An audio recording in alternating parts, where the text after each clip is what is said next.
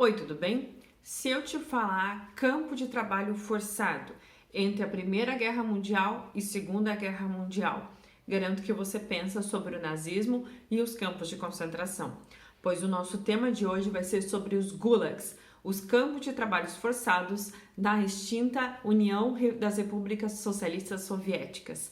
Vem comigo! Meu nome é Débora e você está no Multiplica.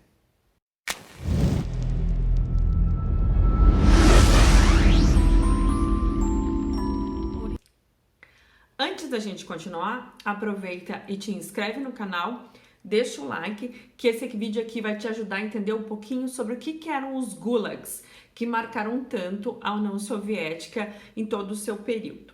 Bem, os gulags, alguns chamam de gulags ou gulags, eles eram campos de trabalho forçado que existiram praticamente em todo o período da União Soviética. E não só lá. Os próprios czar, antes da Revolução Russa, eles já usavam esse tipo de trabalho, mas ele se expandiu enormemente depois da Revolução de 1917. Bem, eles eram diferentes entre si e se espalharam não só na Rússia, mas praticamente em todos os lugares ocupados pela União Soviética. E no início, inclusive, eles eram praticamente na Sibéria, que é um lugar extremamente frio, mas depois passaram, inclusive, a fazer parte em todos os lugares. E se tornou, inclusive, um mecanismo econômico para a União Soviética, porque dali eles podiam tirar vários dos seus recursos que seriam usados, pelo menos para a indústria de base e tudo mais. Eu já gravei um vídeo, inclusive, contando um pouquinho de como é que funcionou o stalinismo. É importante que você veja, inclusive antes desse vídeo, vou deixar linkado aqui, para a gente conseguir entender um pouquinho como funcionavam os gulags dentro desse regime totalitário. Bem, o que eles faziam dentro dos gulags, né? Explorar recursos naturais como madeira, carvão, minério, construção de obras públicas como pontes, infraestrutura, drenagem de pântanos, mudanças de cursos de rios, tudo isso era usado. E o número de mortes era bastante elevado dentro desses lugares. É bom lembrar que, assim como o czar usou, o Lenin também usou esses campos de trabalho. Mas nada como o Stalin, né? O Stalin começou a usar cada vez mais e lembrando que ele tinha um pouco de paranoia, perseguição política, imaginava muitas coisas. Então, praticamente qualquer pessoa que ousasse pensar algo diferente podia ser mandado para o Gulag. E, inclusive, alguns relatos mostram, por exemplo, que existiam pessoas por uma piada, por alguma coisa que se imaginava, né? Teve uma senhora, inclusive, que ela foi presa num Gulag, e eu consigo botar aqui o vídeo aqui embaixo, inclusive, porque ela resolveu rasgar o jornal onde estava a foto do Stalin. Ela rasgou o jornal nos olhos, onde estava o Stalin. Isso fez com que ela ficasse mais de 10 anos nos gulags. Para a gente imaginar, então, o temor e o terror que isso significava para as pessoas que moravam na União Soviética. Bem, no início, inclusive, existiam, por exemplo, de 100 mil pessoas, mais ou menos, os gulags, depois passou a ser quase 300 mil pessoas. No final, os números são algo absurdo que passaram pelos gulags, porque eles foram só extintos com o Gorbachev. Eles passaram a existir praticamente em todo esse período da União Soviética. Então, quando a gente fala, por exemplo, em campos de concentração, é importante dizer que eles acabaram na Alemanha no final da Segunda Guerra Mundial. É diferente do que acontece na União Soviética, que só vai acabar realmente quando a União Soviética cai. Claro que quando o Stalin morre, né, quando o Stalin falece, se diminui muito, mas ainda continua. Porque o Stalin ele realmente vai levar isso aos seus fatores mais extremos para poder usar essa mão de obra. E para o Estado acaba sendo muito interessante. Porque, por exemplo, se hoje a gente tem um debate, inclusive, né? Quanto que custa um preso, quanto que ele vai custar, né? E eu vou usar esse preso como mão de obra, questão de trabalho e tudo mais. Imagina se cada preso, no lugar de ele custar para o Estado, ele traz um benefício para o Estado. Então ele vai trabalhar e ele vai trazer um benefício para o Estado. E eu posso alimentar ele cada vez menos. Tem um livro que, inclusive, eu tirei bastante informações, que é o Arquipélago de Gulag, que é um cara que passou pelos gulags, e ele vai contando, assim, as coisas absurdas que aconteciam. Por exemplo, de pegar... Eles encontraram uma vez fósseis, e nem pensaram, né? Eles retiraram os fósseis e passaram a comer os fósseis não pensaram em chamar de repente um arqueólogo, de expressar o que acontecia, tal era a fome que eles sentiam nesses lugares. Então imagina que o Estado, né, passe a não pagar para as pessoas estarem dentro dos presídios, mas ao contrário, ele pegue e faça os presos trabalharem cada vez mais. A questão é, para os gulags vai os criminosos comuns, então estupradores, assassinos, pessoas que tinham vários problemas, mas também vai aquele que ousar ter algum tipo de pensamento diferente, seja ele qual for. Por exemplo, o autor do Arquipélago de Gulag, sabe por que ele foi preso? Ele foi preso porque ele tinha algumas cartas que nem eram críticas diretas ao governo, eram alguns comentários que ele fazia com outro amigo. Quando essas cartas foram encontradas, ele foi preso. Então não existia inclusive vida privada. Então, por exemplo, se tu tivesse um diário e por acaso a KGB chegasse na tua casa e encontrasse esse diário, ele poderia simplesmente ser preso por algum comentário, algum pensamento. Então, como inclusive eu já comentei em outros vídeos, uma marca dos regimes totalitários é sempre esse medo. O que vai acontecer? E o medo, inclusive, do meu vizinho, porque é o meu vizinho que me delata, é o meu vizinho que sabe, é o meu vizinho que vê o horário que eu saio. Uma mulher pode delatar o seu marido, um filho pode delatar o seu pai. Então, esse medo incrustado na sociedade é uma marca dos regimes totalitários e é uma marca do regime que se instala na União Soviética. Quem ia para os gulags? Bem, intelectuais de esquerda, né, que muitos, inclusive, eram a favor do regime comunista, mas por uma crítica ou outra em relação ao autoritarismo, acabavam indo também.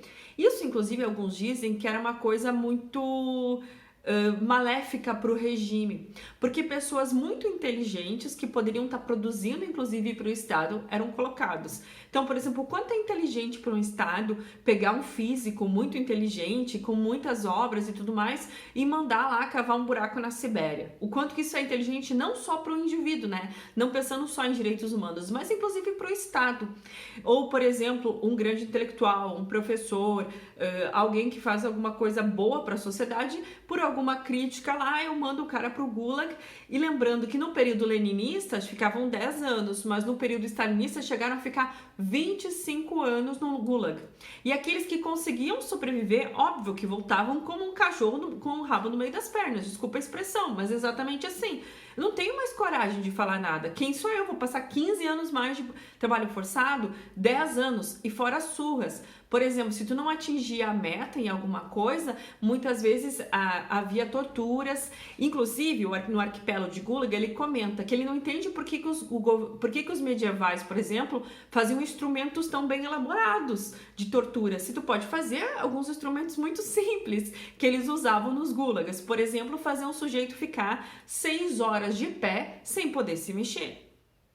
Esse era um tipo de tortura, né? Ficar 6 horas sem poder ir ao banheiro, sem poder fazer nada, sem poder se mexer nada. E se mexesse, era espancado.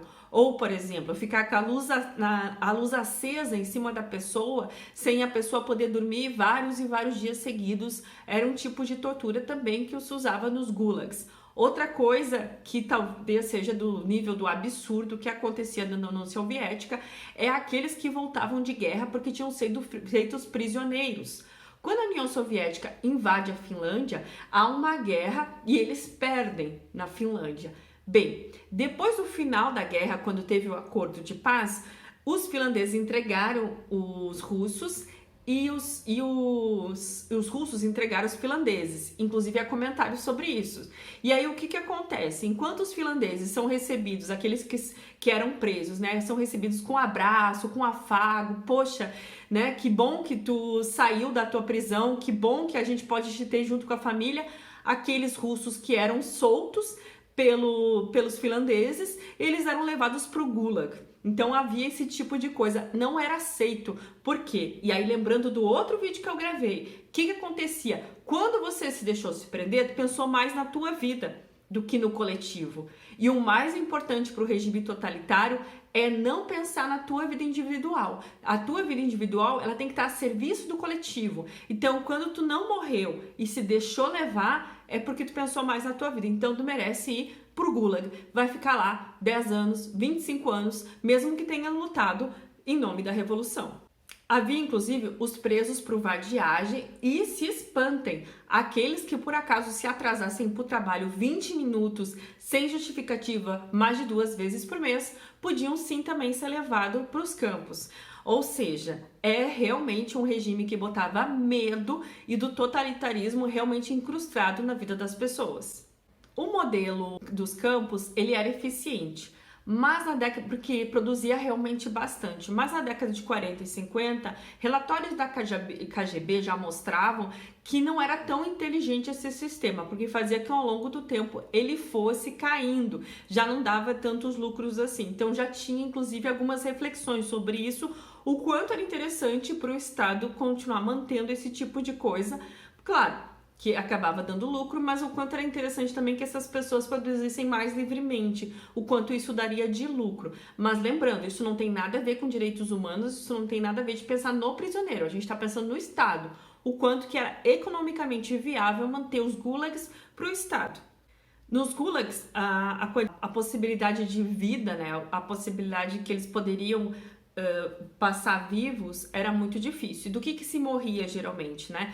Do trabalhos forçados, de espancamento, de fome, todas essas questões. Mas daí talvez fazendo uma comparação inclusive com os campos de concentração nazista, os campos de concentração nazista, talvez por serem menor também, lembrando que a União Soviética durou muito mais tempo, eles eram mais concentrados e as pessoas duravam menos também.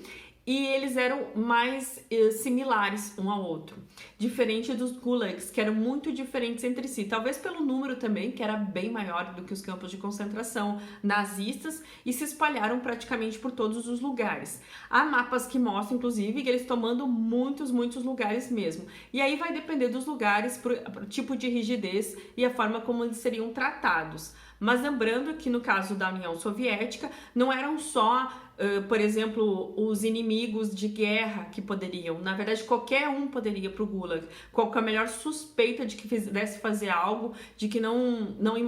Inclusive, poderia ser um intelectual de esquerda e ir para um Gulag. Podia defender o Stalin para o Gulag, porque às vezes poderia, por exemplo, acordou de mau humor e comentou com o teu vizinho que tu detestava o Stalin. Pronto, pode ser que amanhã tu acordasse num Gulag.